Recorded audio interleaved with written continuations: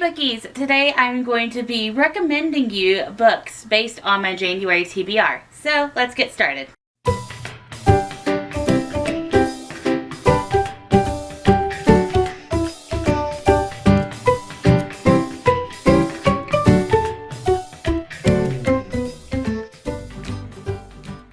We are going to have to film this quickly because I am running low on battery, so there might be a lot of cuts, sorry. But I read a ton in January. I read 31. I'm very proud of that. And with that, I gave a lot of 5 stars. But 5 stars don't determine whether I recommend the books or not. But there is quite a bit of books that I do recommend. So I'm going to start with the ebooks first, and then I'm going to go on to my pretty hardbacks because I have a big stack of hardbacks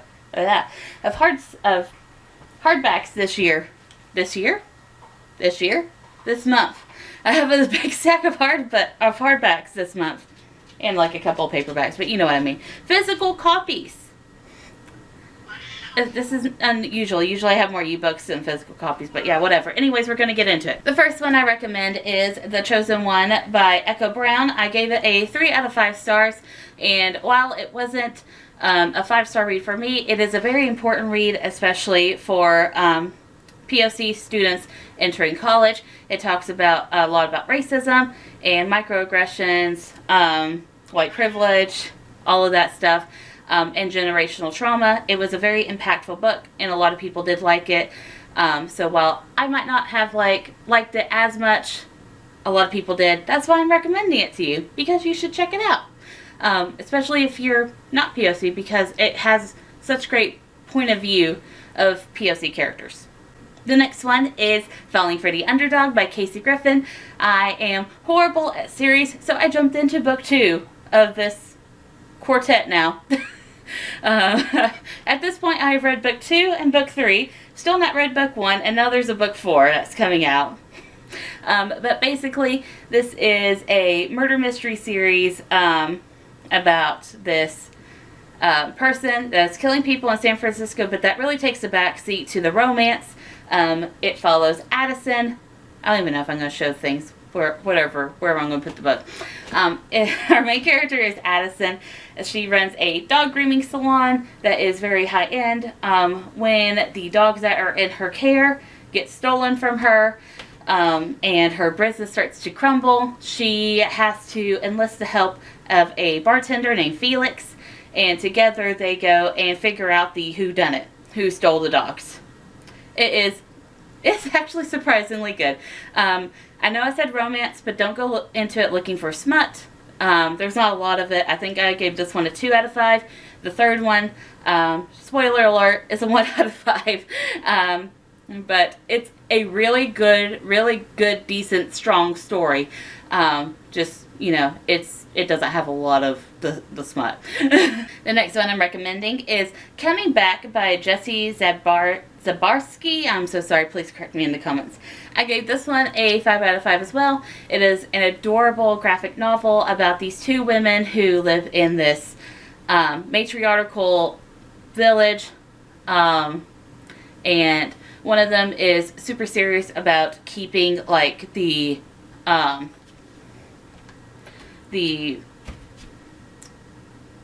laws and religion and the folk and stuff like that, keeping the heritage strong.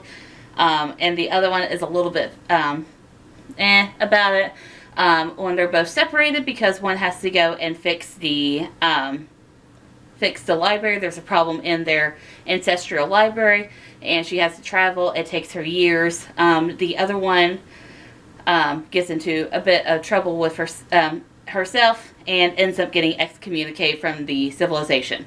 It is such a very sweet and touching book about finding yourself and all that stuff. It's so sweet. Like, it's so sweet. And the illustrations are so well done. I highly recommend it.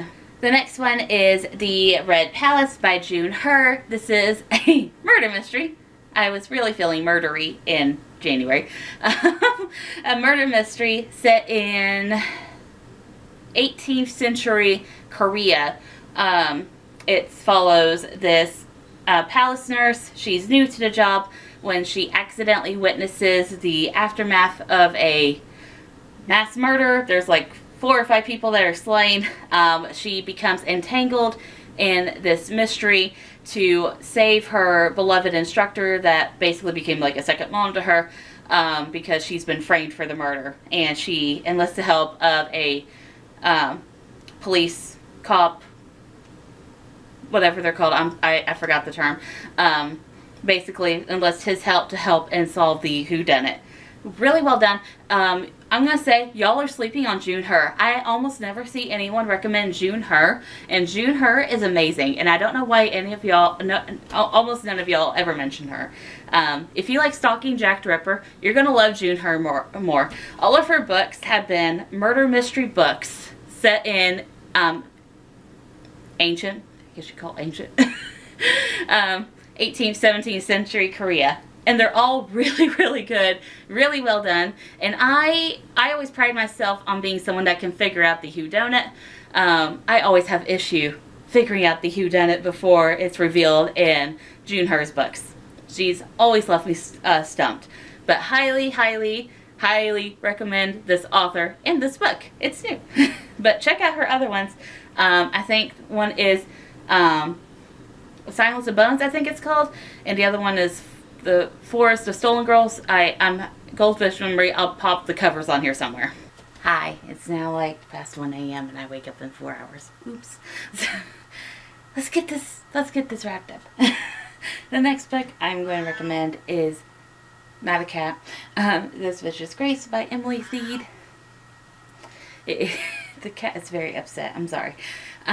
This book is about this girl who gets holy God-given powers, so much so that if she touches someone, they die. Her mission is to find a partner that she can draw energy from to help prevent the apocalypse, basically. She goes through 2 of them. So she's looking for the 3rd when the apocalypse is announced, and the church tries to assassinate her to get a more competent one. It was such a great read. Like, I can't even. It comes out in June. I am so sad that it's not out right now because I thought it was coming out in November. No, it's coming out in June of this year. So sad. Can't wait for it to come out. So I'm really sorry that I am now recommending this to you early, but put it on your wish list. Maybe pre-order. Pre-orders help. But go pre-order it. Put it on your wish list. Do something. But keep your eye out for this book. The next 2 up, I have them physically, but they're upstairs and I'm lazy and it's past 1 a.m. They are Dragon Pearl and Tiger Honor, both by Johan Lee. These are books set in the same universe. Tiger Honor is a sequel of Dragon Pearl. I don't know which way I'm going with this. I might have that reversed. Either way. Tiger Honor is a sequel of Dragon Pearl. They are set in this sci-fi world that is based a lot on Chinese myth and lore. So, like, all of, like, the Chinese, or, well, a lot of them, I don't know about all. A lot of the Chinese mythology, stuff like Gamihos and etc., are in this book. They have like worlds. There's ruled by dragons overall. The series starts with where our main character finds out that her brother has went missing, and he worked for like space cadets. And they think that he has committed treason to go after this fabled pearl that's been lost. It's like one of the dragon pearls, called the Dragon Pearl. She joins the space cadets to find her brother and to bring him home. Tiger Honor is a direct sequel of that, continuing where book 1 left off, so I will not give like any information on it except that it is amazing. I love both of them very, very much. They are targeted toward middle grade, but they are so well done. Next up is Cat's First Baby by Natalie Nelson. I'm not going to say much about this because it's just a picture book, but it was such an adorable picture book. Which it takes place from the viewpoint of a cat who has to figure out how to navigate life with an infant at home. It's such a cute book. Highly recommend if you're wanting a picture book, if your little ones want a picture book, if you have a cat and you're pregnant, it might be the thing to read your cat at night. I don't know. You know, who says you can't read your cat to sleep at night? Exactly. And the last one for the ebooks, even though I still have this one in physical, but it's upstairs. Again, lazy. Last one for the ebooks is In Every Generation by Kendare Blake. It is a fantastic Buffy book. It's set in the same universe as Buffy, and it is a sequel set like 16, 17 years after the season finale of Buffy. We have Frankie, who is a daughter of Willow. Don't worry, it's explained. It's okay. That she's the daughter of Willow. She's just living her life. Doesn't have a lot of witch power. And then one day she comes into Slayer powers. But wait, if she's got Slayer powers, what does that mean? You'll have to read to find out. But yeah, really liked it. What did I give it? I gave it a 4 out of 5. Or maybe it was a 4.5 out of 5. I think a 4.5 out of 5. It's really hard to tell on Goodreads. Alright, so now starting with the physical books, we have The Kindred by Alicia Dao. This is a wonderful, wonderful sci-fi book, YA sci-fi, set in the same universe as The Sound of Stars. Basically, there is this world where when you're born, you're, what is it called? You're mind linked to someone else that's born pretty close to you. It's to keep like the class inequality down, because as they phrase it in the book, the lower people feel like they're heard. So this very lowly classed person who is a plus size character as well, so yay. She is, yeah, I don't think she's non-binary. If it is, I'm very sorry. But she is a low cost person. The person that she is mind linked to is like the Duke? Yeah, the Duke. The Duke who will like rule parts of the world or whatever. They weren't supposed to be linked, but whatever. It happened. Now they're stuck like that. And they have a very close friendship. It's a very, very sweet friendship. It kind of turns romantic. But anyways, events happen. He gets accused of treason. They flee to Earth. Thus, they, gotta go on Earth. Very, very sweet book. Such a good sci-fi too. I didn't like it as much as The Sound of Stars. The Sound of Stars is kind of more my jam, but I like that this was in the same universe, and I like that it kind of continued a bit. I guess you could say it was set before The Sound of Stars, because civilization hadn't totally collapsed. But yeah, still good. I'd recommend this. Alright, next one up is Crushing by Sophia Burroughs. This is a sweet graphic novel book about two people who are looking for love, and they're both very introverted. It is very, very sweet. The illustrations are amazing, and this one is not like any graphic novel that I really generally pick up, because this entirely has no words in it. So you're very dependent on the pictures and illustrations and how they're conveying the emotion and everything. It's super well done. I could follow the story, and I highly recommend it if you're into it. Next, probably one of my faves from January is Within These Wicked Walls by Lauren Blackwood. This is her debut, and it was amazing. It is a Jane Eyre retelling that is Ethiopian inspired. Basically, our main character here, Andromeda, she can see ghosts.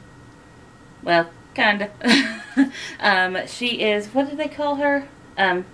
Debtira, who can go and like cleanse houses of spirits and stuff. When she is contracted by this wealthy guy to get rid of a particularly stubborn and horrible demonic entity in his house. It takes all she can to get it out. and thus the Jane Eyre part of the story begins, if you know Jane Eyre. Yeah, but so well done. I love Jane Eyre retellings, even though I've not really read the original. I know what it's about. I've just not read the original, but I love Jane Eyre retellings, and this one was really well done. Another debut that was one of my January faves, Daughter of the Moon Goddess by Su Lin Tan. This is a wonderful, wonderful Chinese mythology book. Yeah, Chinese. Inspired by Shangi. I'm going to put it here because I know I'm mispronouncing it. I am so sorry. But again, it's like 1:30, so please give me grace. I really don't want to look it up. And it'll hit me like about 2 a.m. when I'm starting to really fall asleep how to pronounce this, so I'm so sorry. But the Chinese moon goddess. So basically, our main character, she lives up on the moon with her mother and a couple of servants. Her mother is the moon goddess because she's the daughter of the moon goddess. She is the moon goddess that she never leaves, and her daughter never leaves. And then one day, people visiting from other kingdoms kind of figure out that she's living there. Thus, she runs away. Well, not runs away, but she leaves home and has to start her own journey to figure out what is causing her mother to be stuck on the moon and how can she free her so that way she can live her life and everything. Such a sweet book. It has a bit of a love triangle towards the end, but this book is like non-stop action and everything. I highly recommend that you pick it up. Like, it is, man, you feel like you're running a marathon when you're reading this book. This is a sweet contemporary featuring an Indian main character, a female Indian main character. She is into Muay Thai, which is a fighting sport, and a lot of the people in her community look down on her because of that, because they don't think that girls should do fighting sports. So she's kind of already distanced herself from her community, and so has her family, because they fully support her, which was great to read in a contemporary, because a lot of YA contemporaries feel like the parents are always against them. But this was a good roundabout of that. Her parents fully support her in her sport and everything. But then she gets asked to tutor this guy in a computer science class, and he kind of helps her go back into her community, and they kind of change the way that their community thinks about them. It is such a cute book. YA contemporary romance, very, very sweet. Next up is another middle grade rec. It is When the World Turned Upside Down by Ibira. Basically, if you can't tell by the cover, this book takes place during COVID. So, Cat, unless you want to tell about this book, you can get going. She's wanting us to go to bed. But this takes place towards the beginning of the pandemic, and it does really, really well to present factual information about the pandemic. But trigger warning for that, COVID is brought up a lot in this book because it's the central plot.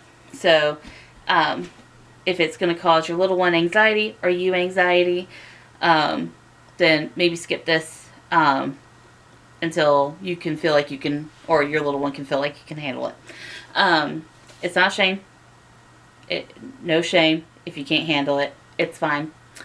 It's been traumatic. This pandemic has been traumatic for everyone. Very traumatic. A lot of people have dealt with it in strange ways. But if yours is to not read any books dealing with COVID, that's fine. No shame. You don't have to. Anyways, so it shows the beginnings of COVID, goes into factual information. It's 4 different POVs of kids living in this apartment complex and figuring out how they can help their neighbors. A lot of them elderly who don't have as easy of a time trying to get in and out, or disabled, or not able to easily move about as I would beforehand. And what I really liked about this book is that it has a subplot where it shows, well, it doesn't really like show, so it's not graphic, but it mentions the George Floyd murder and the beginning of the BLM movement, and it goes into a lot of detail about that as well. Very well done. Highly recommend. Next up, I have another series I would like to recommend to you. It is the, what is this called? I always get this wrong. The Mirror series. I always call it the Broken Mirror series, but it's not. It's the Mirror series. This is the first one. It's called Broken Wish by Alicia Dao. Basically what happens in it, and there's like a lot of nods. It's a Disney Hyperion book. There's a lot of nods to the other Disney fairy tales, but it's its own fairy tale. Basically, there's this couple. The husband doesn't have really any land or family. He was born and his father really didn't want him, so they're off on their own. They move into this new village. They make friends with this old lady that lives next to them. Lo and behold, she's a witch. They've been trying for years to get pregnant. She helps them get pregnant. And then because they feared the public backlash from the rest of the village, they shunned her, and she felt betrayed, so she left. Time skip. The child that was born from the witch's help, she has the ability, every time that she looks into a reflective, something reflective, be it water or mirrors or anything in between, she can see the future. She can see what's going to happen next. So she, trying to figure out how to best deal with her ability, goes into the woods, finds the witch, befriends her, and then starts the conflict of how do you handle this? Do I want these powers? Do I not want these powers? Do I want to be friends with this witch? Do I not? How are we going to fix all this? It was a really good fairy tale. I really, really liked it, but I like this one better, actually. This one is Shattered Midnight. It is the sequel. It is by Dhonielle Clayton. This takes place in a time skip afterwards from the first book. We have, what is her name? Zora. Her name is Zora. She is the main character of this book. When we become acquainted with her, she's living in the New Orleans in the 1920s era, and she is running away from her previous life. Her mother actually sent her to go live with an aunt because Zora has incredible magic power. She was born of two families that both had magic, and she has magic, a lot of it, especially when she has a lot of emotions, they come out. She did on a particular Karen of this book, and the Karen bit the dust. I wasn't very sad about that, but Zora was a little tore up, as anyone would be after their first murder. Anyways, so Zora's living her life in New Orleans, but through increasing pressure from her aunt, she goes and sees someone to help lift the magic from her. But with that, she would have to give up her singing ability, which also comes from her magic. She's a really good singer, and she's a trumpet player. She would have to give all of that up and give up magic in order to live a normal life. At the same time that she is pondering what she should do, she meets a guy. They hit it off really good, and he really, really welcomes her and opens her up, and accepts her for who she is. So then she really questions, should this be something that should happen? The ending was the twist that I did not see coming, and I really liked Zora's story. I really connected with it a lot. Zora is a great character. So I thought that this one was better than book one, but both of them are really, really good, and I highly recommend that you check out both. And last one, I know that this was a horribly long video, and I'm so sorry about that, but there are so many good reads in January this month, or this past month. It's February now. But this is Castles in Their Bones by Laura Sebastian. No one will ever believe me, and I will keep saying this until my dying day. It's one of my top reader accomplishments. No one will ever believe me, but this is an over 500-page book, and I finished it in less than 2 hours. It is, one, it is that good, and two, I feel so accomplished should I do that? No, I'm sorry, I had to brag on myself. Leaving the bragging behind now. This is such a good book. Basically, there are 3 sisters. Their mother is the queen of this kingdom, but she wants more. So she, with the help of magic, has 3 daughters, and she trains them to basically be assassins, and their goal is to get married off to these other kingdoms that are surrounding their mother's kingdom, marry the sons that will become rulers, and destroy those kingdoms from the inside out, so that way her mother can come in and take control of those kingdoms. It's a villain story. But wait, it gets better, because the people that they are marrying into are also villains. No one in this story is really particularly good. Okay? Like, no one. So it's a villain versus villain, and then there's another villains. And then there's a side villain in one of the girls' stories, but there's so much going on. There's so many villains. There's so many villains that are doing dastardly things, and it's such a great book. It is such a great book. I don't expect anything less from Laura Sebastian. I love her work, but this blew me away. It was so good. But yeah. They try to take over the kingdoms. Stuff has already gone awry before they can arrive, and it continues to go downhill from there. It's such a good read. I can't wait for the next one. I'm so sad that I actually had early access to this and that I read it so quickly, because what do I do now? I have to wait for book 2. So that was it. That was all the books from my January TBR that I recommend to you. Tell me down below if you saw one that you would really, really like to read, something that I made sound really interesting. I tried with this video. I actually tried. Applause to me. But yeah, thank you guys for watching. Hope to see you again. Bye.